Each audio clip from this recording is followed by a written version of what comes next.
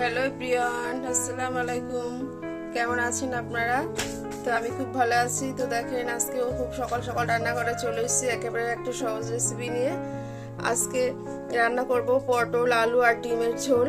তো বাড়িতে যখন মাছ মাংস কিছুই থাকবে না, এইভাবে যদি আমরা সহজভাবে ঘরোয়া পদ্ধতিতে ডিমের ঝোল করি পটল আলু দিয়ে, তাহলে খেতে কিন্তু খুবই ভালো লাগবে। তো কিভাবে আমি বানাবো সেটাই দেখাবো। তো পটল দিয়ে আলু দিয়ে ডিমের ঝোলের জন্য আমি প্রথমে ডিমগুলো সিদ্ধ করে নিয়েছি আর ছাড়িয়েও নিয়েছি। আর এখানে কড়াই বসিয়েছি। আমি যেহেতু কাঠের উনুনে রান্না করছি, তো কড়াইতে একটু তেলও দিয়ে নিয়েছি আর একটু লবণ আর হলুদ দিয়েছি। ডিমটা প্রথমেই ভাজা করে তুলে নেব।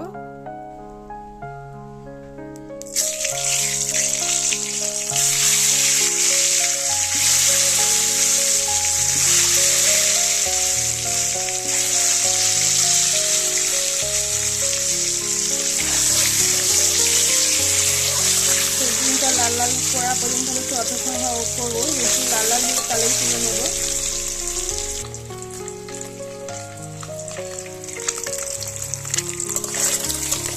তো আমার ডিমগুলো লাল লাল হয়ে এসেছে, আমি ডিমগুলো তুলে নেব। তো আমি ডিমগুলো তুলে নিয়েছি।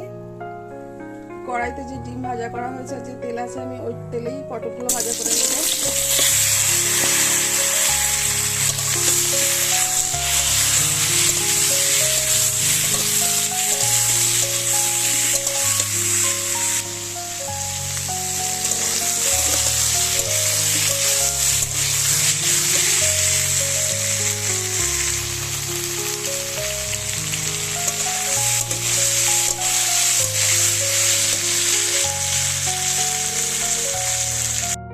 তো আমি পটলগুলো ভাজা করে তুলে নিয়েছি আর ওই তেলের ভিতরে দিয়ে দিয়েছি যে শুকনো লঙ্কা দুটো রেখেছিলাম ফোড়ন হিসাবে।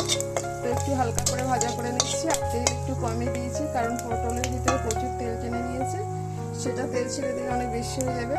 আর এখানে যে রাঁধুনি মশলা 5 ফোড়ন রেখেছি সেটা দিয়ে দিলাম।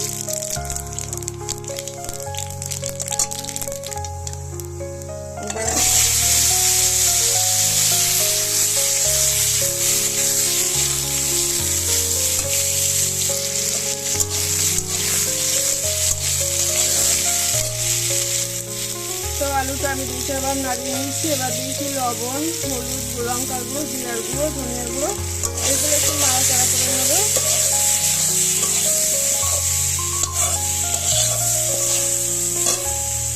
তো অল্প একটু পানি দিয়ে দেবো।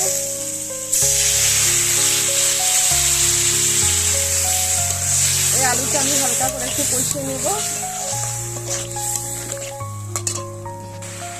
তো আলুটা একটু কষিয়ে নিয়েছি, এবার আমি পটলগুলো দেবো, একসঙ্গে কষিয়ে নেবো আবার একটু।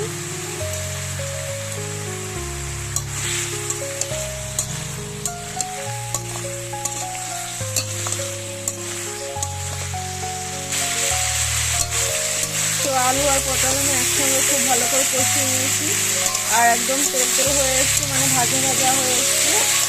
এবার আমি অল্প আবার একটু পানি দেবো গলার জন্য।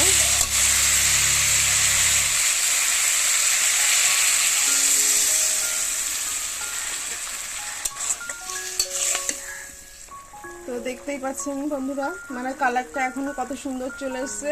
আমি কোনো বাটনা এখানে দিইনি, কোনো বাটনার ঝামেলাই নেই। তো সামান্য কিছু মশলা দিয়ে এত সুন্দর ডিম আলু পটলের ঝোল রান্না হবে, আপনারা বুঝতেই পারবেন না। তো বাড়িতে একবার ট্রাই করে খেয়ে দেখবেন। তো আমি একটু আলুটা আর পটলটা গলার জন্য একটু ঢেকে দিয়ে দিলাম।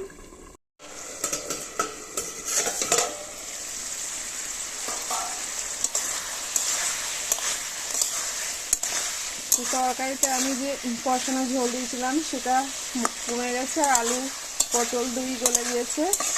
এবার আমি এটা একটু নাড়াচাড়া করে নিয়েছি, নিয়ে একটু ঝোল দেব।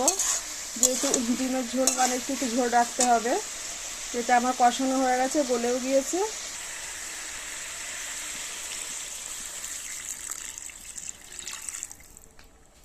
তো আমি তরকারিতে ঝোলও দিয়ে দিলাম। তরকারিতে একটু ফুটে উঠলে আমি দেবো ডিম, তাহলে হয়ে যাবে আমার আলু পটলের ডিমের ঝোল। তো আমি ডিমগুলো এবার দিয়ে দেবো।